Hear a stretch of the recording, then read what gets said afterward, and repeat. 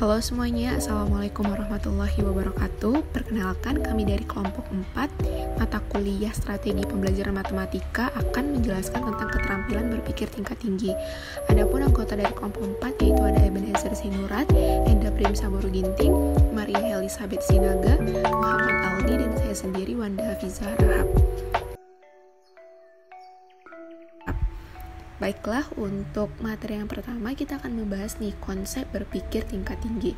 Nah, keterampilan berpikir tingkat tinggi yang dalam bahasa umum dikenal sebagai Higher Order Thinking Skill atau HOTS dipicu dalam 4 kondisi. Yang pertama, sebuah situasi belajar tertentu yang memerlukan strategi pembelajaran yang spesifik dan tidak dapat digunakan di situasi belajar lainnya. Yang kedua, kecerdasan yang tidak lagi dipandang sebagai kemampuan yang tidak dapat diubah, melainkan kesatuan pengetahuan yang dipengaruhi oleh berbagai faktor yang terdiri dari lingkungan belajar, strategi, dan kesadaran belajar. Yang ketiga, pemahaman pandangan yang telah bergeser dari unidimensi, linier, dan hierarki atau spiral menuju pemahaman pandangan ke multidimensi dan interaktif. Dan yang keempat, keterampilan berpikir tingkat tinggi yang lebih spesifik seperti penalaran, kemampuan analisis, pemecahan masalah, dan keterampilan berpikir kritis dan kreatif. Nah, selanjutnya, menurut beberapa ahli, definisi keterampilan berpikir tingkat tinggi salah satunya berasal dari Resnick pada tahun 1987 yang mengemukakan bahwa keterampilan berpikir tingkat tinggi adalah proses berpikir kompleks dalam menguraikan materi, membuat kesimpulan, membangun representasi, menganalisis, dan membangun hubungan dengan melibatkan aktivitas mental yang paling dasar. Keterampilan ini juga digunakan untuk menggarisbawahi berbagai proses tingkat tinggi menurut jenjang taksonomi Bloom. Nah, menurut Bloom, keterampilan itu dibagi menjadi 2 bagian. Yang pertama, keterampilan tingkat rendah yang penting dalam proses pembelajaran, yaitu mengingat atau remembering, memahami atau understanding, dan menerapkan atau applying. Dan yang kedua adalah yang diklasifikasikan ke dalam keterampilan berpikir tingkat tinggi berupa keterampilan menganalisis atau analyzing, mengevaluasi atau evaluating, dan mencipta atau creating. Nah, selanjutnya kita akan membahas tentang keterampilan berpikir tingkat tinggi sebagai transfer of knowledge. Nah, yang pertama itu ada ranah kognitif. Ranah kognitif ini meliputi kemampuan dari peserta didik dalam mengulang atau menyatakan kembali konsep atau prinsip yang telah dipelajari dalam proses pembelajaran yang telah didapatnya. Nah, proses ini berkenaan dengan kemampuan dalam berpikir, kompetensi dalam mengembangkan pengetahuan, pengenalan, pemahaman, konseptualisasi, dan penentuan, serta penalaran. Tujuan pembelajaran dari ranah kognitif sendiri menurut Bloom itu terdiri dari 6 tingkatan ya, sesuai dengan jenjang yang terendah sampai tertinggi, yaitu mulai dari mengingat sampai dengan mencipta atau mengkreasi.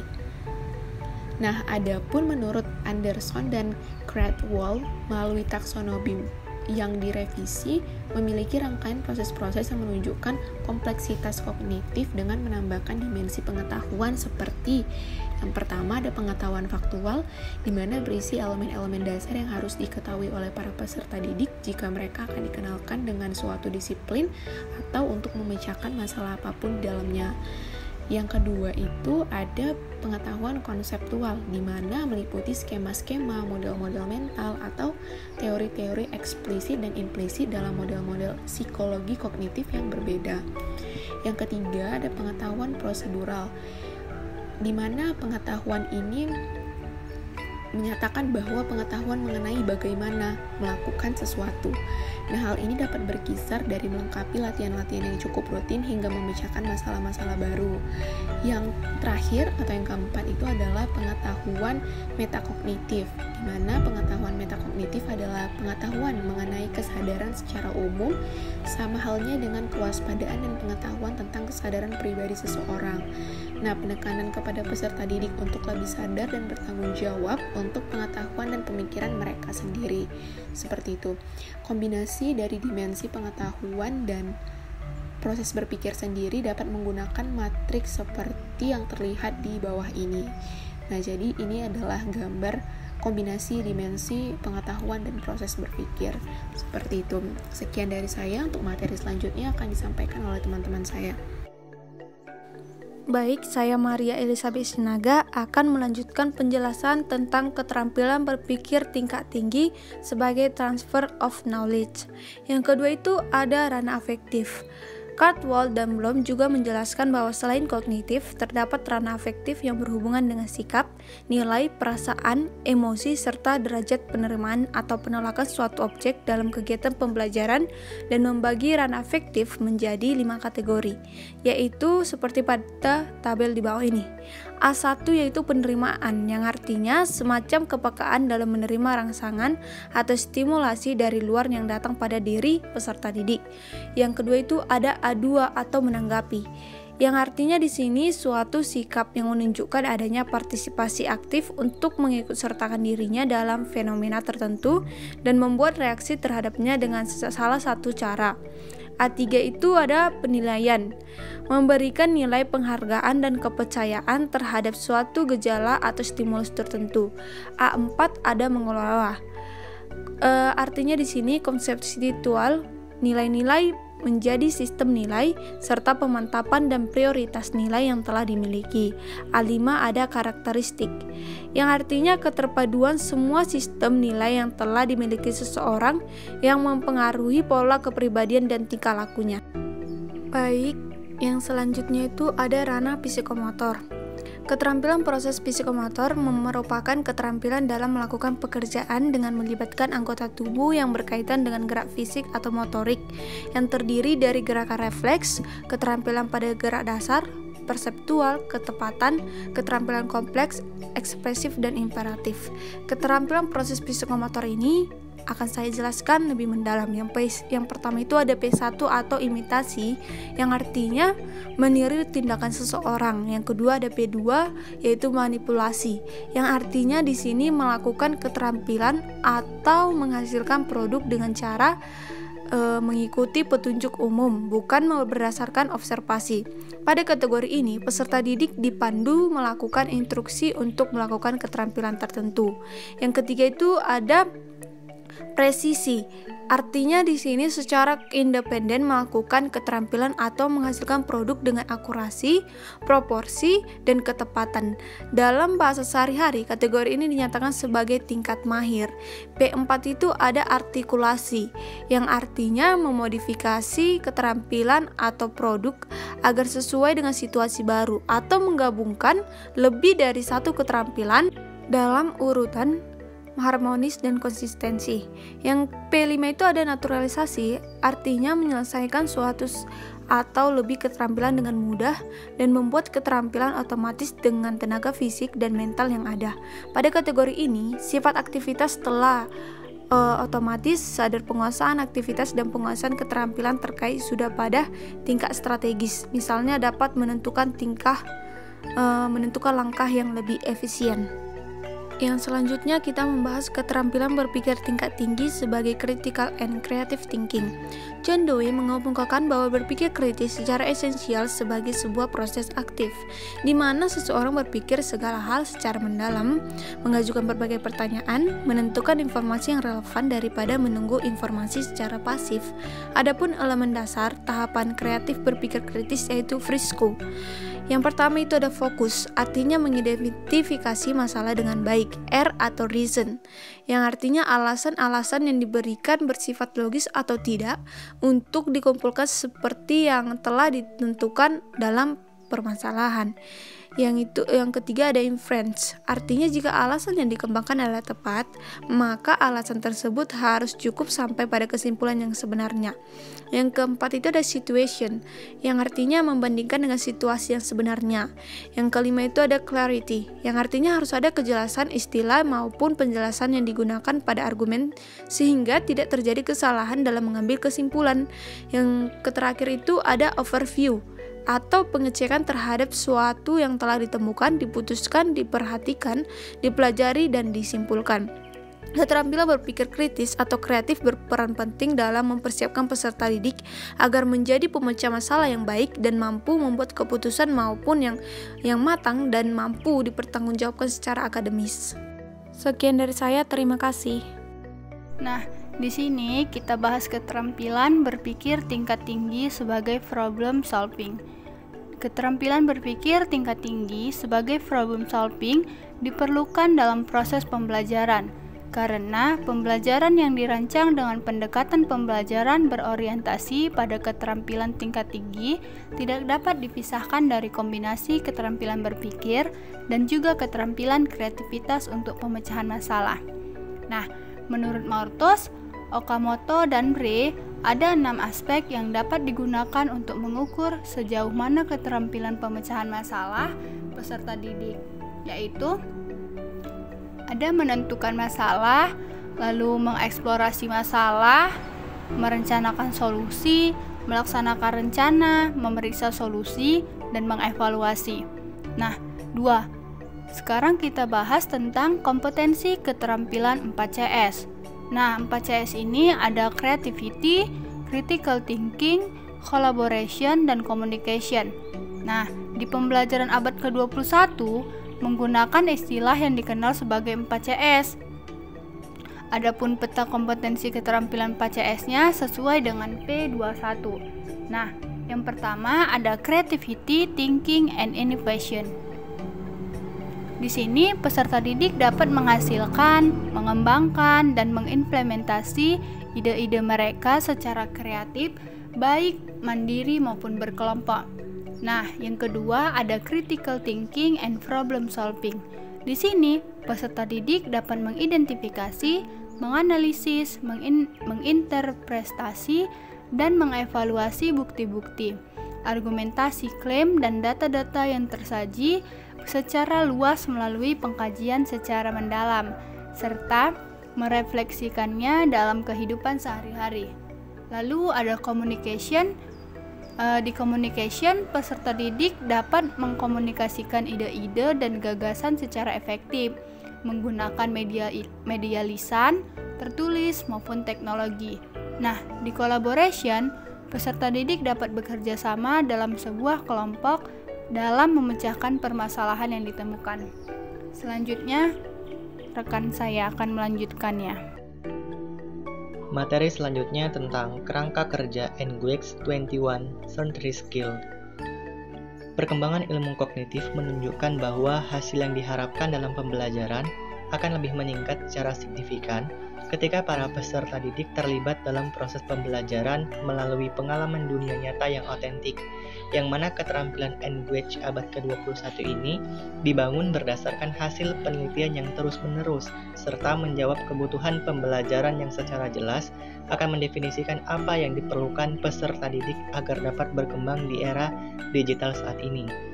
Nah, yang pertama ada Digital Age Literacy atau era literasi digital, yang mana mencakup literasi ilmiah, matematika, dan teknologi dasar, kemudian ada literasi visual dan informasi, dan terakhir ada literasi budaya dan kesadaran global. Yang kedua ada inventive thinking atau berpikir inventif, yang mana ada adaptability dan kemampuan untuk mengelola kompleksitas, ada keingintahuan kreativitas dan pengambilan resiko, serta berpikir tingkat tinggi dan alasan yang masuk akal atau HOTS. Yang ketiga ada effective communication atau komunikasi yang efektif, yang mana mencakup keterampilan, kolaborasi dan interpersonal, mencakup tanggung jawab pribadi dan sosial, serta komunikasi interaktif. Dan yang keempat ada high productivity atau produktivitas tinggi, yang mencakup kemampuan untuk memprioritaskan, merencanakan, serta mengelola hasil, kemudian penggunaan alat dunia nyata yang efektif, dan yang terakhir produk yang relevan dan berkualitas tinggi. Selanjutnya mengenai konsep berpikir abad 21 di Indonesia, yang mana pengimplementasian dalam merumuskan kerangka sesuai dengan abad ke-21 ini akan bersifat multidisiplin. Artinya, semua materi dapat didasarkan sesuai kerangka P21. Untuk melengkapi kerangka P21 ini sesuai dengan tuntutan pendidikan di Indonesia berdasarkan hasil kajian dokumen pada Undang-Undang Sisdiknas, Nawacita, serta RPJMN Pendidikan Dasar, Menengah, maupun Pendidikan Tinggi, yang diperoleh 2 standar tambahan sesuai dengan kebijakan kurikulum dan kebijakan pemerintah, yaitu sesuai dengan penguatan pendidikan karakter pada pengembangan karakter atau karakter building, dan nilai spiritual atau spiritual value, serta keseluruhan standar P21 di Indonesia akan dirumuskan menjadi Indonesian Partnership for 21 Century Skill Standard. Sekian, terima kasih. Oke, baik, saya Ebenezer Sinurat akan melanjutkan materi yang selanjutnya, yaitu yang C, contoh desain pembelajaran menggunakan 4CS. Berikut adalah contoh yang dapat dijabarkan dari persiapan pembelajaran 4CS dari IPK KD Pengetahuan atau contoh SKD tematik kelas 4 semester 2. KD Pengetahuan tema 8 subtema 1 pembelajaran 2 dengan pelajaran Bahasa Indonesia 3.9 mencermati tokoh-tokoh yang terdapat pada teks fiksi. IPA 3.4 menghubungkan gaya dengan gerak pada peristiwa di lingkaran sekitar. Yang ketiga, SBDP 3.2 mengetahui tanda tempo dan tinggi rendah nada. 4CS. Yang pertama, creativity. Indikator pencapaian kompetensi yaitu secara individu, peserta didik mengulangi, menyempurnakan, dan menyajikan hasil percobaan dan dituangkan dalam lembar kerja. Yang kedua, critical thinking. Indikator pencapaian kompetensi, peserta didik menggali tokoh-tokoh pada teks cerita fiksi dengan cara berdiskusi dalam kelompok. Yang ketiga, communication. Indikator pencapaian kompetensinya yaitu setiap kelompok dipersilakan untuk membacakan hasil diskusinya dan kelompok lain memberikan tanggapan. Yang keempat, collaboration. Indikator pencapaian kompetensinya, peserta didik menggali tokoh-tokoh pada teks secara fiksi dengan cara berdiskusi dalam kelompok. Yang ketiga, amanat kurikulum 2013 melalui pendekatan saintifik. Proses pembelajaran dapat dipadankan dengan suatu proses ilmiah. Karena itu, kurikulum 2013 mengamanatkan esensi pendekatan saintifik dalam pembelajaran. Pendekatan saintifik diyakini sebagai titian emas perkembangan dan pengembangan sikap, pengetahuan, dan keterampilan peserta didik. Dalam pendekatan atau proses kerja yang memenuhi kriteria ilmiah, para ilmuwan lebih mengedepankan penalaran induktif, yang memandang fenomena atau situasi spesifik untuk kemudian menarik simpulan secara keseluruhan. Metode ilmiah pada umumnya memuat serangkaian aktivitas pengumpulan data melalui observasi, eksperimen, mengolah informasi atau data, menganalisis, kemudian memformulasi dan menguji hipotesis. Proses pembelajaran saintifik memuat tas, yaitu pertama mengamati, menanya, mengumpulkan informasi atau mencoba mengasosiasikan atau mengolah informasi dan mengomunikasikan. Kelima aktivitas pembelajaran tersebut dapat dirinci dalam berbagai kegiatan belajar sebagai tercantum dalam tabel berikut. Aktivitas yang pertama yaitu mengamati. Kegiatan belajar melihat, mendengar, meraba, dan membau. Kompetensi yang dikembangkan yaitu melatih kesungguhan, ketelitian, mencari informasi. Aktivitas yang kedua itu menanya. Kegiatan belajarnya mengajukan pertanyaan tentang informasi yang tidak dipahami dari apa yang diamati atau pertanyaan untuk mendapatkan informasi tambahan tentang apa yang diamati. Kompetensi yang dikembangkan yaitu mengembangkan kreativitas, rasa ingin tahu, kemampuan merumuskan pertanyaan untuk membentuk pikiran kritis yang perlu untuk hidup cerdas dan belajar sepanjang hayat. Aktivitas yang ketiga yaitu mengumpulkan informasi atau eksperimen. Kegiatan belajarnya itu melakukan eksperimen, membaca sumber lain selain buku teks, mengamati objek atau kejadian aktivitas, wawancara dengan narasumber. Kompetensi yang dikembangkan yaitu mengembangkan sikap teliti, jujur, sopan, menghargai pendapat orang lain, kemampuan berkomunikasi, menerapkan kemampuan mengumpulkan informasi melalui berbagai cara yang dipelajari, mengembangkan kebiasaan belajar dan belajar sepanjang hayat. Aktivitas yang keempat yaitu mengasosiasikan. Kegiatan belajarnya itu mengolah informasi yang sudah dikumpulkan baik. Kompetensi yang dikembangkan yaitu mengembangkan sikap jujur, teliti, disiplin, dan taat aturan. Sekian hasil pemaparan saya. Terima kasih.